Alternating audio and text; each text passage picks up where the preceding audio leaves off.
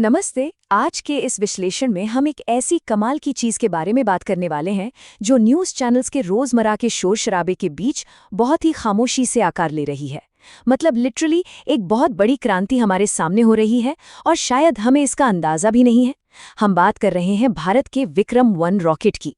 ये सिर्फ एक रॉकेट नहीं है, बल्कि एक ऐसा मिशन है जो आने वाले समय में अंतरिक्ष के पूरे कमर्शियल मार्केट का नक्शा ही बदल कर रख देगा। तो आखिर ये सब हो कैसे रहा है और इसका हमारी और आपकी दुनिया पर क्या असर पड़ने वाला है? चलिए इसे डी कोड करते हैं। देखिए, अगर हम आज दुनिया पर नजर डालें तो हर तरफ क्या दिखता है? वही पुराने ग्लोबल डिस्ट्रैक्शंस, कभी अमेरिका और चीन की टेंशन, कभी रूस की खबरें, तो कभी सप्लाई चेन की दिक्कतें। हम सबका ध्यान इन्हीं चीजों पर अटका रहता है ना। लेकिन दिलचस्प बात यह है कि इसी अफरा तफरी के बैकग्राउंड में एक क्वाइट इनोवेशन, यानी एक बेहद शांत तकनीकी क्रांति चल रही है। भारत के सतीश धवन स्पेस सेंटर में बिना किसी शोर शराबे के प्राइवेट स्पेस टेक और रॉकेट डेवलपमेंट का काम इतनी तेजी से चल रहा है जिसकी शायद आज बड़ी बड़ी महाशक्तियों ने भी कल्पना नहीं की होगी।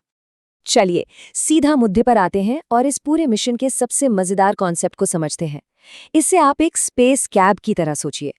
अब जरा इमेजिन कीजिए, आपको कहीं जाना है और आपको एक भारी भरकम सरकारी बस के खाली होने का इंतजार करना पड़े। कितना फ्रस्ट्रेटिंग है, राइट?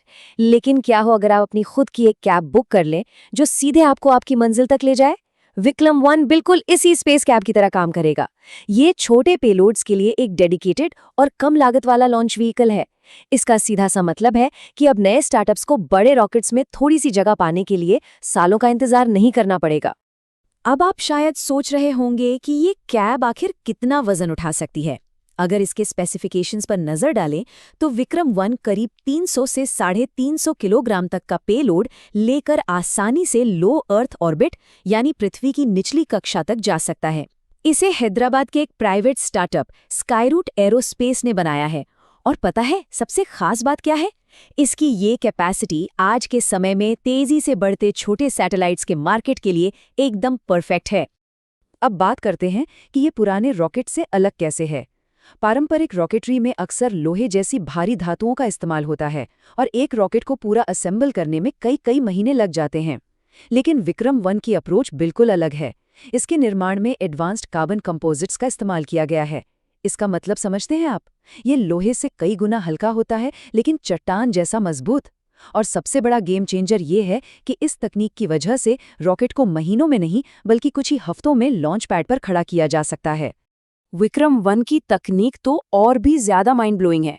मतलब क्या आपने कभी सोचा था कि एक रॉकेट का इंजन किसी प्रिंटर से निकाला जा सकता है? जी हाँ, विक्रम-1 के इंजन 3D प्रिंटेड हैं।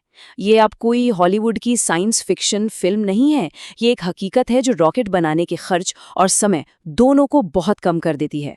हल्का स्ट्रक्चर, तेज असेंबली और हाँ, इसके सेंसर्स और पूरा का पूरा सॉफ्टवेयर सिस्टम पूरी तरह से स्वदेशी है। यानी सब कुछ यहीं अपने देश में डेवलप किया गया है। इस पूरे मिशन की कहानी एक बहुत ही कमाल के विचार से जुड़ी है। कहा गया है कि अगर टैलेंट को सही दिशा मिले तो वे गैराज जैसी जगहों से निकलकर सीधे अंतरिक्ष तक का रास्ता तय कर सकते हैं। ये सिर्फ सुनने में अच्छा लगने वाला कोट नहीं है, बल्कि ये आज की सच्चाई है। सरकार की नई अंतरिक्ष नीतियों ने प्राइवेट सेक्टर के युवा इंजीनियर्स को एक नया हौसला दिया है। अब सिर्फ बड़ी सरकारी एजेंसियां ही नहीं, बल्कि हमारे युवा भी वर्ल्ड क्लास रॉकेट बना रहे हैं। अब आपके दिमाग में शायद ये सवाल आ रहा होगा कि अगर सब कुछ प्राइवेट सेक्टर कर रहा है तो फिर इसरो क्या कर रहा है? यहीं पर असली मास्टर स्ट्रोक है। इसरो अब अपना पूरा फोकस गगनयान और चंद्रयान जैसे बहुत ही कॉम्प्लेक्स और डीप स्पेस मिशंस पर लगा रहा है। और जो कमर्शियल या लो अर्थ ऑर्बिट वाले लॉन्च हैं, उनकी जिम्मेदारी प्राइवेट सेक्टर को दी जा रही है। इसरो ने अपनी लैब्स और अपनी शानदार सुविधाएं स्काईरूट जैसे स्टार्टअप्स के लिए खोल दी हैं। ये सरकारी और प्राइवेट सेक्टर की पार्टनरशिप का एक बहुत ही बेहतरीन उदाहरण है। तो इस सब का असल इम्पैक्ट क्या होगा? अगर हम इसे इकोनॉमी के चश्मे से देखें तो हम यहाँ एक मल्टी-बिलियन डॉलर मार्केट की बात कर रहे हैं। जी हाँ, अरबों डॉलर। ये सिर्फ एक रॉकेट के ऊपर जाने की बात नहीं है। आज पूरी दुनिया का सैटेलाइट लॉन्च मार्केट बहुत बड़ा है और ये एक बड़े बदलाव के लिए बिल्कुल तैयार है। कम खर्च में और तेजी से सैटेलाइट लॉन्च करने की ये क्षमता इस ग्लोबल मार्केट में एक बहुत बड़ी आर्थिक क्रांति ला सकती है। और ये छोटे सैटेलाइट्स आखिर काम किसके आएंगे? असल में हमारे और आपके। आज ग्लोबल इंटरनेट, स्मार्ट खेती के लिए एग्रीकल्चर मैपिंग, मौसम की एकदम सटीक भविष्यवाणी और यहाँ तक कि डिफेंस सर्वेलेंस जैसे बड़े सेक्टर्स इन सैटेलाइट्स पर टिके हैं।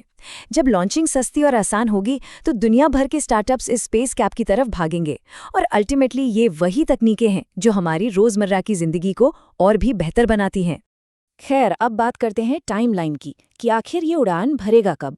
अभी फिलहाल रॉकेट के अहम हिस्से श्रीहरिकोटा पहुंच चुके हैं और उन्हें असेंबल किया जा रहा है।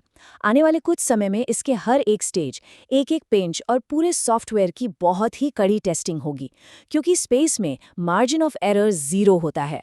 आप गलती अफोर्ड ही नहीं कर सकते। और फिर जून 2026 का टारगेट रखा गया है, जब विक्रम-1 अपनी पहली ऑर्बिटल उड़ान भरेगा। अब आप शायद पूछें कि जून 2026 ही क्यों?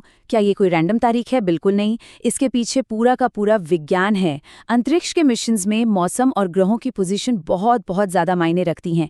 जून 2026 का लॉन्च विंडो खास तौर पे इसीलिए चुना गया है क्योंकि उस समय का मौसम और खगोलीय स्थितियां इस पहले मिशन के लिए सबसे ज़्यादा अनुकूल होंगी। ये सब एकदम सटीक कैलकुलेशंस पर आधारित है। लेकिन रुकिए, पिक्चर अभी बाकी है। विक्रम-1 तो बस एक शुरुआत भर है। स्काई रूट का विजन इससे कहीं आगे का है।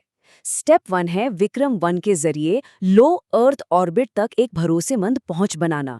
उसके बाद आएगा स्टेप 2 यानी विक्रम-2, जो और भी ज्यादा वजन उठा सकेगा। और फिर स्टेप 3 में विक्रम-3 आएगा, जो बड़े और भारी कमर्शियल मार्केट पर अपना कब्जा जमाएगा। मतलब पूरा का पूरा स्पेस मार्केट कैप्चर करने की प्लानिंग पहले से ही सेट है। तो इस विश्लेषण को खत्म करने से पहले ये पूरी क्रांति हमारे सामने एक बहुत ही दिलचस्प सवाल छोड़ जाती है। जरा सोचिए, जब अंतरिक्ष तक पहुंचना सच में एक कैब बुक करने जितना आसान और सस्ता हो जाएगा, तो दुनिया में कौन-कौन से नए इनोवेशन उड़ान भरेंगे। ये सिर्फ एक रॉकेट का लॉन्च नहीं है, ये स्पेस के लोकतंत्रीकरण यानी उसे सबके लिए खोलने की एक जबरदस्त शुरुआत है। जून 2026 में जब ये रॉकेट लॉन्च पैड से उठेगा तो यकीनन वो पल इतिहास के पन्नों में दर्ज होगा। इसी विचार के साथ आज का ये विश्लेषण हम यहीं समाप्त करते हैं।